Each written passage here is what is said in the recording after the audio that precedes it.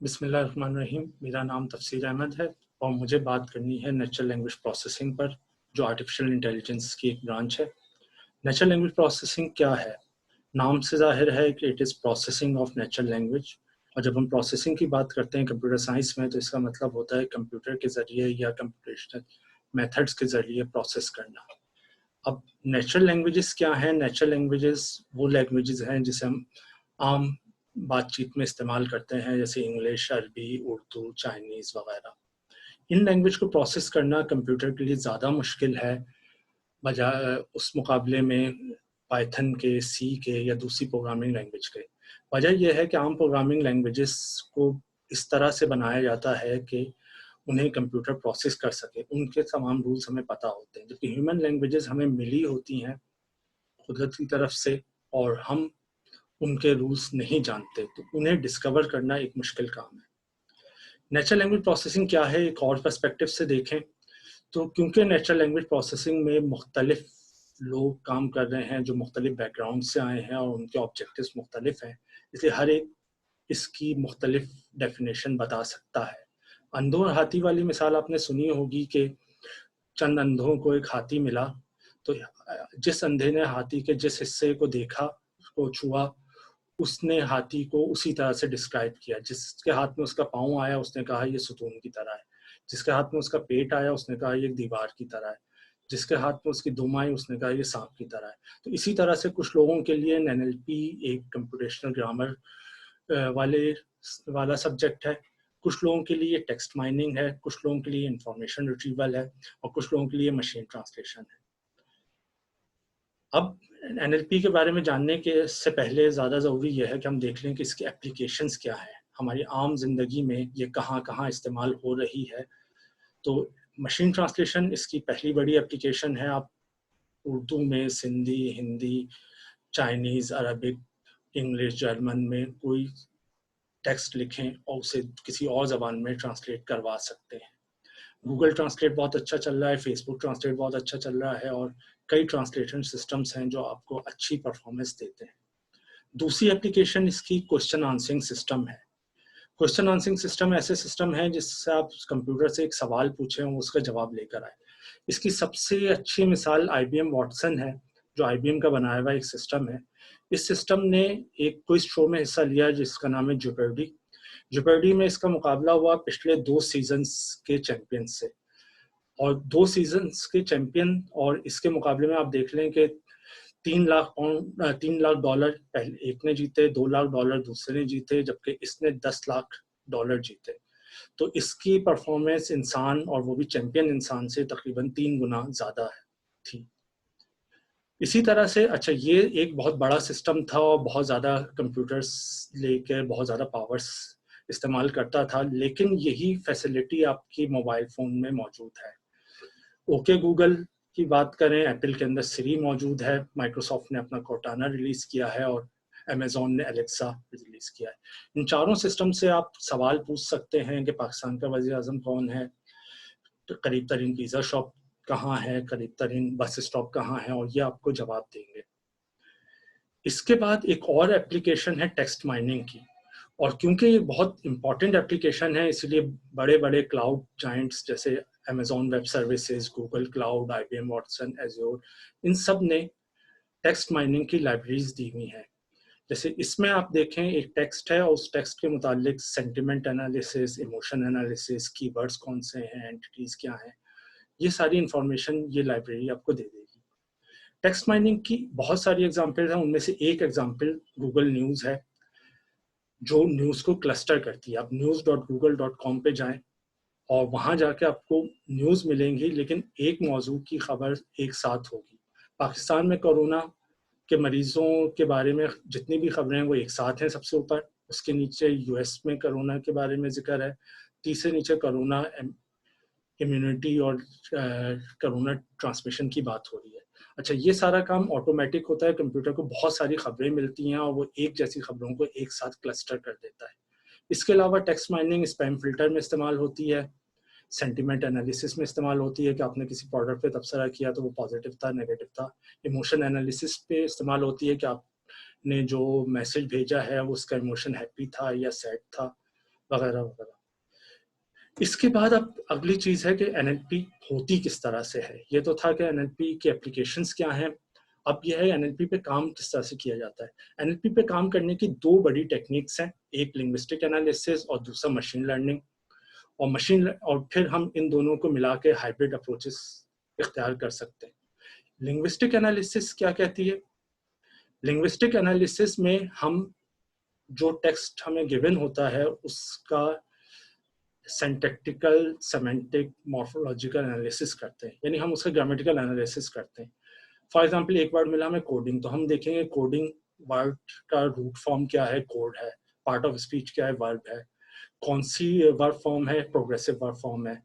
एक वर्ड मिला हमें प्रोग्रामर्स, तो प्रोग्रामर्स इस सेंटेंस का सब्जेक्ट है।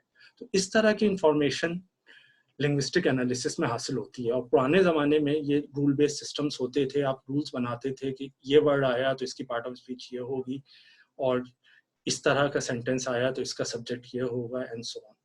मॉडर्न दौर में अब लिंग्विस्टिक एनालिसिस, जैसे सारी दुनिया मशीन लर्निंग पे शिफ्ट हुई है, तो नेचुरल लैंग्वेज प्रोसेसिंग की भी बहुत सारे फील्ड्स में मशीन लर्निंग इस्तेमाल होने लगी है। और मशीन लर्निंग के दो मेजर स्टेप्स हमने पीछे देखे थे, बैग ऑफ वर्ड्स और सीक्वेंस मॉडल्स। तो पहले हम देख लेते हैं बैग ऑफ वर्ड्स अप्रोच क्या है। बैग ऑफ वर्ड अप्रोच हमें यह बताती है कि आप सिंपल टेक्स्ट को किस तरह से किसी भी टेक्स्ट को किस तरह से कन्वर्ट कर सकते हैं नंबर्स में। मशीन लर्निंग अप्लाई करने के लिए जो मोस्ट इंपॉर्टेंट चीज़ ये है कि मशीन लर्निंग के ज़्यादातर एल्गोरिथम्स नंबर पे काम करते हैं, वो वर्ड्स पे काम नहीं कर सकते। अगर आप किसी भी डोमेन की एग्जाम्पल को नंबर्स में कन्वर्ट कर दें तो वो मशीन लर्निंग उस पर चल जाएगी। खाली अगर आप ये पैराग्राफ इनपुट देना चाहें तो मशीन लर्निंग सिस्टम्स के ये समझ में नहीं आएगा। तो पहला टास्क ये है कि आपके पास एक टेक्स्ट मौजूद है, उससे नंबर्स में कन्वर्ट करें, जिसे हम फीचर वेक्टर कहते हैं। तो सबसे सादा तरीका यह है कि आप उसे गिन लें। टेक्स्ट इसमें 3 दफ़ा आया है, ऊपर वाले टेक्स्ट में अनस्ट्रक्चर्ड 2 दफ़ा आया है, इंफॉर्मेशन 2 दफ़ा आया है, and so on. Her word की हमने गिनती कर ली। तो ये गिनती से हमें पता चल गया कि इसमें कौन कौन से वर्ड्स मौजूद हैं। फिर यह है कि इसमें से वो वर्ड जिसमें इंफॉर्मेशन कंटेंट्स नहीं होती, उन्हें स्टॉप वर्ड्स कहते हैं, जैसे and, it, of, A, with, इन्हें रिमूव कर दिया।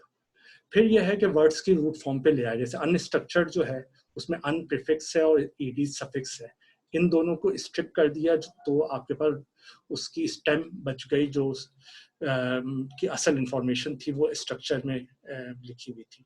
इधर इंफॉर्मेशन में एशन रिमूव कर दी, असल इंफॉर्मेशन जो थी वो इन्फॉर्म में थी। फिर उसके बाद हम फीचर वेक्टर बना देते हैं। आपको राइट हैंड साइड पे नजर आ रहा होगा कि इस टेक्स्ट में 3 + 1 4 दफा आया। 3 + 1 क्यों? क्योंकि एक दफा ये टेक्स्ट आया था और एक दफा आप अगर पीछे देखें तो टेक्सचुअल में लिखा हुआ था। तो टेक्सचुअल का टेक्स्ट और टेक्स्ट 3 मिलके टेक्स्ट 4 दफा टेक्स्ट आया, 3 दफा स्ट्रक्चर है, 2 दफा इन्फॉर्म है, 1 दफा अमाउंट है। तो ये हमारे पास फीचर वेक्टर आ गया। और वेक्टर्स पर, वेक्टर ऑफ नंबर्स पर मशीन लर्निंग एल्गोरिथम चलते हैं। आप क्लासिफिकेशन करना चाहें तो ये क्लासिफिकेशन सिस्टम को फीड कर दें, अगर आप क्लस्टरिंग करना चाहें तो क्लस्टरिंग को फीड कर दें। तो बैग ऑफ वर्ड से हमें फीचर वेक्टर मिल गए। एक इंपॉर्टेंट चीज़ है बैग ऑफ वर्ड में कि इसमें ऑर्डर डजेंट मैटर। इन्फॉर्म के बाद अमाउंट आ रहा है, अमाउंट के बाद मिन आ रहा है, उसके बाद डील आ रहा है। तो ये क्या ओरिजिनल टेक्स्ट में भी इसी तरतीब से आए थे या किसी और तरतीब से आए थे, वो इन्फॉर्मेशन हमसे लूज हो गई। मशीन लर्निंग का जो दूसरा तरीका है उसमें हम ये इंफॉर्मेशन लूज नहीं करते, उसमें ऑर्डर डज मैटर, और उसमें हम सीक्वेंस मॉडल करते हैं। इसकी एक एप्लीकेशन है नेक्स्ट वर्ड प्रेडिक्शन। मैंने आपको बताया हेलो और कहा कि हेलो के बाद मोस्ट प्रोबेबली कौन सा वर्ड आएगा, तो मोस्ट प्रोबेबली इसके बाद हाउ आएगा। अच्छा, मैंने कहा हाउ के बाद मोस्ट प्रोबेबली कौन सा वर्ड आएगा, तो आप कहेंगे आर आएगा। आर के बाद मोस्ट प्रोबेबली क्या आएगा, यू आएगा। तो हम मशीन लर्निंग सिस्टम भी ट्रेन कर सकते हैं। और यहाँ पे आपको जो ऑरेंज बॉक्स नजर आ रहा है, ये एक न्यूरल नेटवर्क है। तो वो ऐसा न्यूरल नेटवर्क या ऐसा कोई भी क्लासिफायर हम ट्रेन कर सकते हैं जिसे एक इनपुट वर्ड दें और वो उसे कन्वर्ट, उसके बाद वाला नेक्स्ट वर्ड प्रेडिक्ट कर दे। लेकिन ये आइसोलेटेड फैसला है। इससे अच्छा फैसला उस वक्त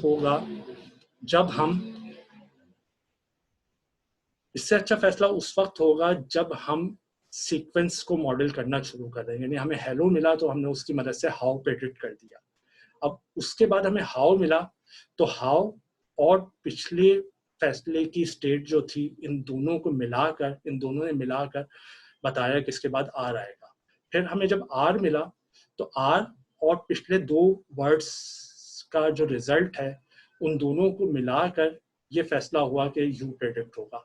तो ये पूरा सीक्वेंस फैसला करता है, सीक्वेंस ऑफ वर्ड्स फैसला करते हैं कि आपके पास करंट स्टेट में क्या आउटपुट होगा। तो यहाँ पे सीक्वेंस मॉडल होते हैं। ये डीप लर्निंग के एक एग्जांपल है जिसे रिकरेंट न्यूरल नेटवर्क्स कहते हैं। अच्छा, डीप रिकरेंट न्यूरल नेटवर्क की एक और एग्जांपल मशीन लर्निंग में इस्तेमाल होती है जिसे इनकोडर डिकोडर सिस्टम्स कहते हैं। उसमें आपने John is driving a car English का एक सेंटेंस है उसे इनकोड कर दिया एक फॉर्म में, तो आखिरी वाले ब्लू पे जब आप आएंगे तो पूरा का पूरा सेंटेंस आखिरी ब्लू रेक्टेंगल में इनकोड हो गया। फिर डिकोडर क्या करेगा, वो इसे जर्मन लैंग्वेज में डिकोड कर देगा। तो ये ब्लू वाला ब्राउन पे गया और ब्राउन वाले सिस्टम ने, डिकोडर ने उसे डिकोड, इंग्लिश के इनकोडेड सेंटेंस को डिकोड कर दिया जर्मन में, और उसने यॉन फेर्थ आई नोटो जनरेट कर दिया। अच्छा जी, थोड़ी सी चीज़ें बोरिंग हो गई हैं, तो नेचुरल लैंग्वेज प्रोसेसिंग वालों को भी एहसास था ये चीज़ बोरिंग है, तो उन्होंने कहा कि कम से कम इन चीज़ों के नाम दिलचस्प रखें और नाम तो कम से कम लेस बोरिंग हो। तो अब कई सिस्टम ऐसे आ रहे हैं जिनके नाम मपेट्स के नाम पे रखे गए हैं। 3 इस वक्त बहुत ज़्यादा इस्तेमाल हो रहे हैं: एल्मो embedding for language model, by directional encoder representation for transformers, ये बर्ट है, और enhance language representation with informative entities, ये अर्नी है। ये मॉडल्स इस्तेमाल होते हैं और इसमें से हम एक ही डिस्कस करेंगे, बर्ट को, जो current state of the art है। स्टेट ऑफ द आर्ट का मतलब कि इस वक्त सबसे बेहतर रिजल्ट ये सिस्टम दे रहा है। तो बर्ट क्या है? By directional encoder representation for transformer. By directional क्यों? इनकोडर तो आपने देख लिया था, ये इनकोड कर रहा है, पूरा सीक्वेंस आखिरी रेक्टेंगल में इनकोड हो गया।